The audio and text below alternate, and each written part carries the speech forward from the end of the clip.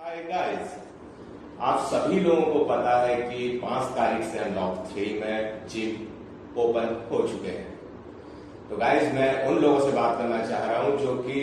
Gym गोवर्स हैं, gym जाना चाहते हैं, जिम जाने की इच्छा रखते हैं, लेकिन कोविड-19 के चलते उन्हें समझ में नहीं आ रहा है कि कैसे वो अपनी फिटनेस को बनाए। फिटनेस फ्रीकी तो है, कैसे फिटनेस को बनाए, कैसे जिम ज्वाइन करें इन हालातों में और फिट रहते रहते कैसे वो इस कोविड-19 से भी बचे जिम करते करते। तो गाइस, मैं आज आप सभी लोगों को कुछ ऐसे टिप्स और कुछ ऐसी सावधानियां बताने जा रहा हूं जो आपने जिम करते समय ध्यान रखनी है बहुत ज्यादा, और जिसके चलते आप बहुत फिट भी हो लेंगे, आज के हालातों में जिम भी जा सकेंगे और साथ ही साथ आप कोविड-19 से भी बच सकेंगे, इस महामारी से, इस कोरोना से। जो भी जिम ऑनर्स हैं उनके लिए तो ministry of health and family welfare ने गाइडलाइंस और स्टैंडर्ड ऑपरेटिंग प्रोसीजर्स जारी किए हुए हैं, लेकिन जो जिम गोवर्स हैं हमारे, उनके लिए मैं अपने एक्सपीरियंस पे बेस्ड कुछ ऐसी महत्वपूर्ण बातें आपको बताने जा रहा हूं जिन्हें सुनिएगा।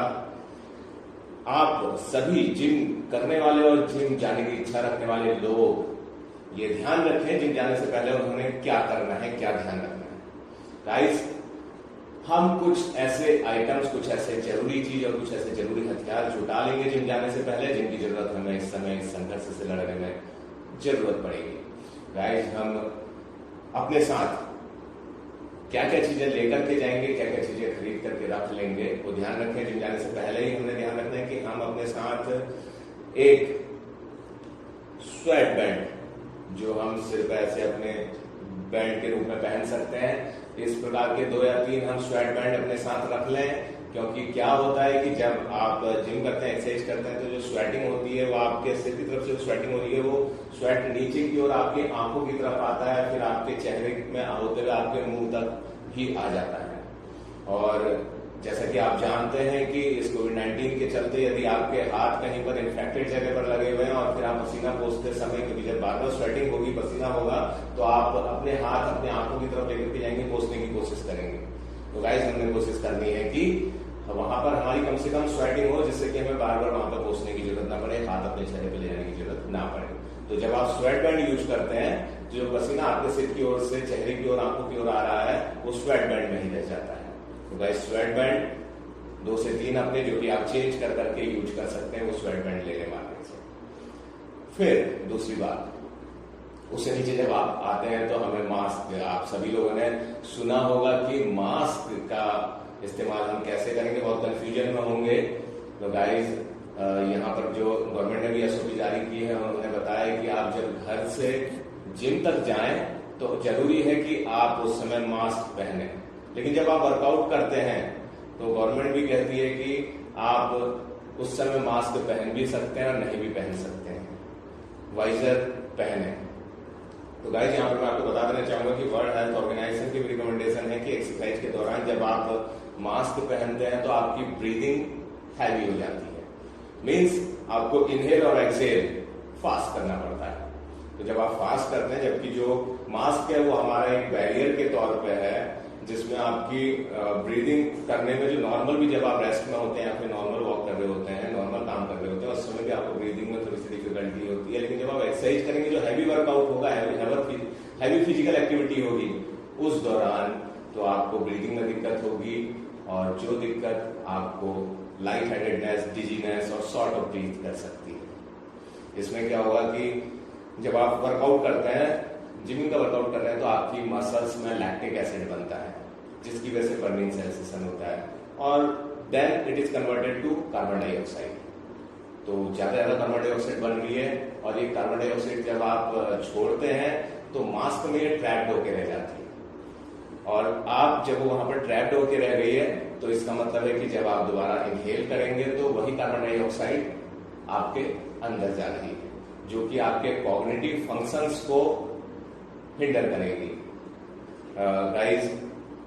साथ ही क्या होगा कि ऑक्सीजन की कमी भी होगी। तो ऑक्सीजन की कमी होगी तो आपको ऐसा महसूस होगी कि जैसे हम किसी बहुत हाई एल्टीट्यूड वाली जगह पे जब वर्कआउट करते हैं, तो उस तरीके के सिम्टम आप में आएंगे। तो गाइस, जब आप मास्क पहन करके हैवी वर्कआउट करेंगे तो दिक्कत होगी। तो तो इसके लिए आपने क्या करना है, फेस शील्ड,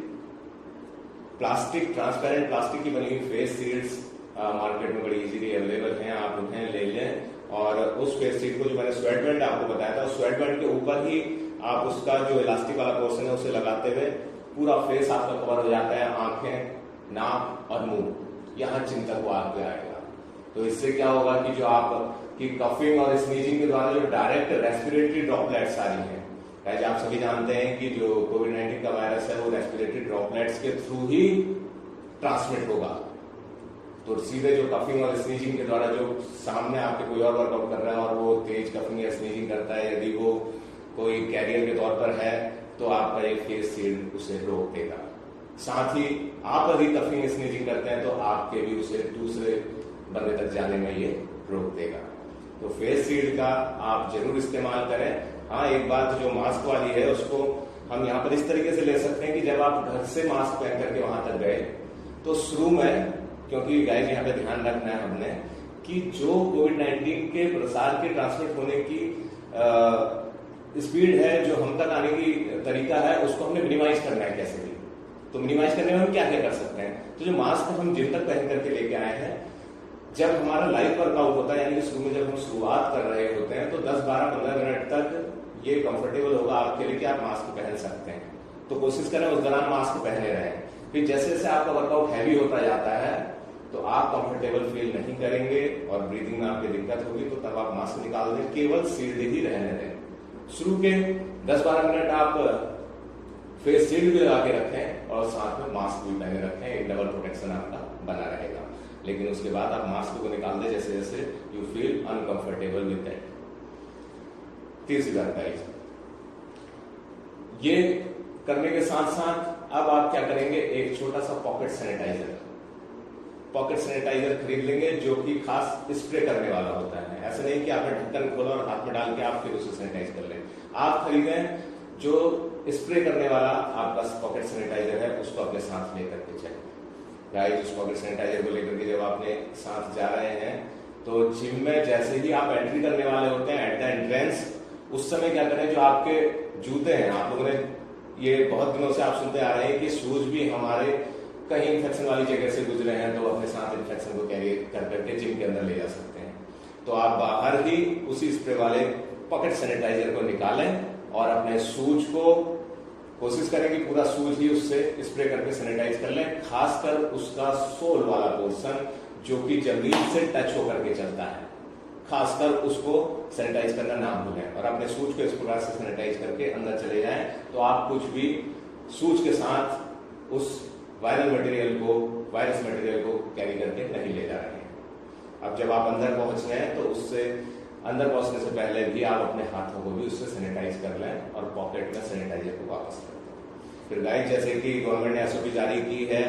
तो जो जिम ओनर्स है वो आपका टेम्परेचर लेंगे और साथ ही ऑक्सीमीटर से आपका ऑक्सीजन सेचुरेशन लेवल भी लेंगे, और ये दोनों आपके नॉर्मल रहते हैं तो आप जिम में एंट्री कर जाते हैं। एंट्री करने के बाद आपने एक्सरसाइज शुरू करी, जैसे कि मैंने बताया था कि आपने मास्क और शील्ड के साथ एक्सरसाइज शुरू करी और थोड़ी देर बाद आपने मास्क निकाल दिया और आप शील्ड के साथ वर्कआउट करने लगे। गाइस, ये जो शील्ड है मैं आपको बताना चाहूंगा, जो फेस शील्ड है या फिर वाइजर जिसे हम कहते हैं, जो ट्रांसपेरेंट प्लास्टिक का बना हुआ है, मैंने खुद एक्सपीरियंस करके उसको पहन करके वर्कआउट करके देख लिया है। This is very comfortable. आप जब भी वर्कआउट कर रहे हैं, कैसा भी वर्कआउट करें आप, ये वाइजर ट्रांसपेरेंट प्लास्टिक की फेस शील्ड बहुत ही इजी टू वियर है और इजी टू कैरी है ड्यूरिंग योर वर्कआउट, तो जरूर इसे पहनिएगा। फिर वर्कआउट करते समय आपने क्या ध्यान रखना है, जिम टॉवल अपने साथ 2-3 जिम टॉवल भी आप हैंड टॉवल खरीद लें,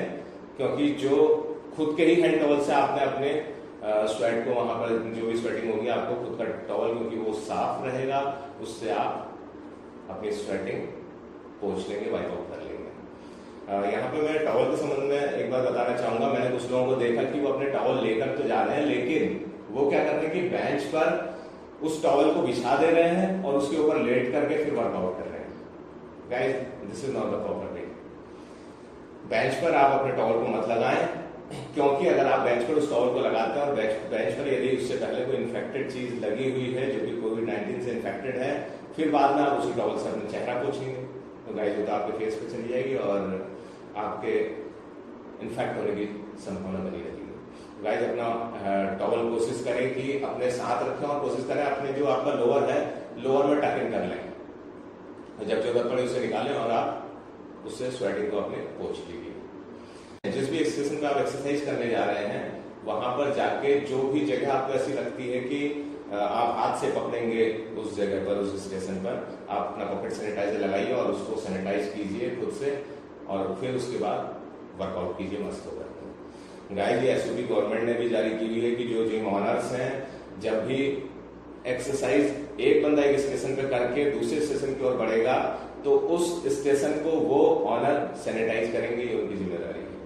तो ये तो खुद भी सैनिटाइज करेंगे लेकिन आपको भी जागरूक होना है क्योंकि आपने भी कोविड-19 से बचना है और उसको सहयोग देना है। तो आप खुद से भी उस जगह को सैनिटाइज कर लेंगे अपने पॉकेट सैनिटाइजर से और एक्सरसाइज करेंगे। साथ ही आप ये ध्यान रखेंगे कि जो भी एक्सरसाइज कर रहा है कोई और उससे कम 2 मीटर की दूरी बना करके रखेंगे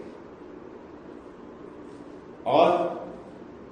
एक स्टेशन पे जब आप एक्सरसाइज कर रहे हैं तो उस पर कोई दूसरा आकर के उस समय पर एक्सरसाइज ना करे। जब आपकी पूरी आती है तब दूसरा वहां पर आके करे और जब दूसरा कोई कर रहा है तो आप उस समय हड़बड़ाहट ना करें, जल्दीबाजी ना करें उस स्टेशन पे जाने की। हमने कोशिश करनी की जितनी हो सके हम सोशल डिस्टेंसिंग को मेंटेन रखें।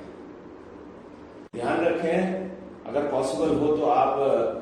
जिम ग्लव्स भी खरीद सकते हैं और जिम ग्लव्स के साथ ही वर्कआउट करेंगे तो आपके हाथ जो है, जो मशीन है उसके टच में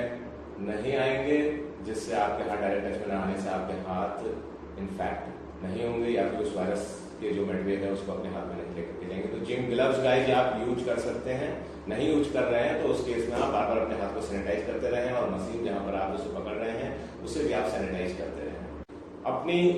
खुद की वाटर बॉटल लेकर के जाएं और उसी से पानी पिए और ध्यान रखें जब भी आप वाटर बॉटल को अपनी पानी पीने के लिए यूज करते हैं उस समय अपने हाथ को अच्छे से सैनिटाइज कर लें, उसके बाद वाटर बॉटल का यूज करें।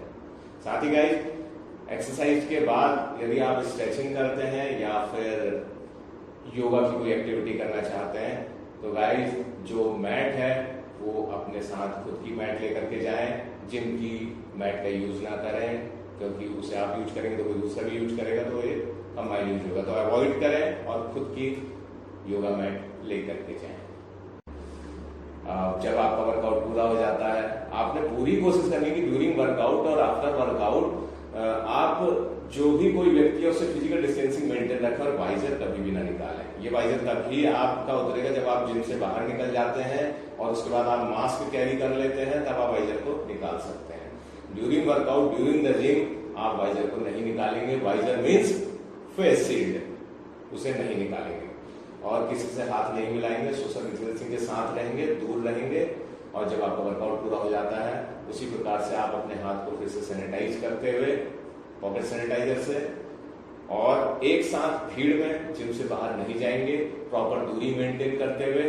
एक बार में जाएंगे और जब आपका वर्कआउट सेशन खत्म हो जाएगा तो आपका जो बैच है वो बाहर निकल जाएगा। उसके थोड़ी देर बाद 15 मिनट के डिफरेंस या 30 मिनट के डिफरेंस बाद अगला बैच शुरू होगा जो अलग टाइम पे अंदर आएगा। और जब आप जिम से घर पहुंचते हैं तो गाइस घर जाकर के सीधे अपने घर के अंदर मत घुस जाइए। घर के बाहर ही आपके जो शूज हैं उन्हें उसी सैनिटाइजर से सैनिटाइज करके बाहर ही रख दीजिए और अपने जो जिम के जितने भी अपने कपड़े यूज किए थे उन सारे कपड़ों को बाहर ही उतार करके एक बकेट में डाल दीजिए और उस बकेट में डाले हुए कपड़ों को नहाने से पहले ही किसी वॉशिंग पाउडर से या फिर कपड़े धोने वाले साबुन से उसे बढ़िया से धो दीजिए और फिर उसके बाद खुद को धो लीजिए, मतलब नहा लीजिए। तो गाइस इस प्रकार से अगर आप वर्कआउट करते हैं तो डेफिनेटली आप जो है कोविड-19 के खतरे से भी बचे रहेंगे और अपनी फिटनेस को भी एंजॉय कर सकेंगे। तो गाइस जरूर इन टिप्स को फॉलो करिए और अपनी फिटनेस को बरकरार कीजिए इस कोरोना के माहौल में। डरे नहीं, सतर्क रहें, सावधान रहें। Wish you all fitness.